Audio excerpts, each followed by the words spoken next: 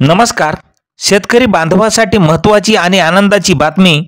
पंतप्रधान किसान सन्मान निधी योजनेचा 21वा हप्ता जाहीर. तारीख आलेली आहे समोर.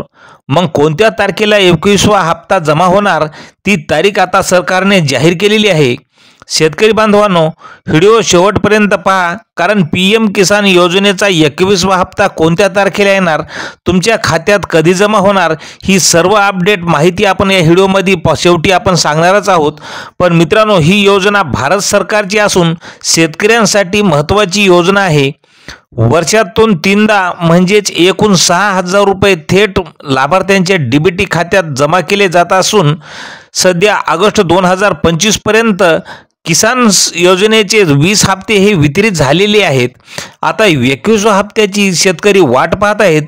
तर मित्रांनो, PM किसान योजनेच्या 21व्या हप्त्यासाठी केंद्र सरकारने जोरदार तयारी केलेली असून जवळपास 2 कोटीपेक्षा जास्त शेतकऱ्यांच्या खात्यात PM किसान योजनेचा 20वा हप्ता वितरित होणार असल्याची माहिती आज पंतप्रधान नरेंद्र मोदी यांनी ट्विटरवरून दिलेली आहे.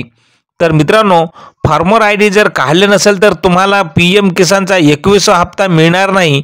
यामुळे आताच फार्मर ID काढून घ्या. तसेच आधार अपडेट, KYC इतर गोष्टी चेक करा. मित्रांनो, आता पाहूयात की PM किसान योजनेचा 21वा हप्ता कधी येणार.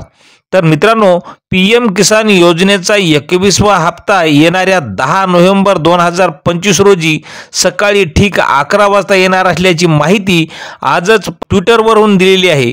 तर मित्रांनो, अशाच माहितीसाठी आपल्या चॅनलला सबस्क्राईब करा. धन्यवाद.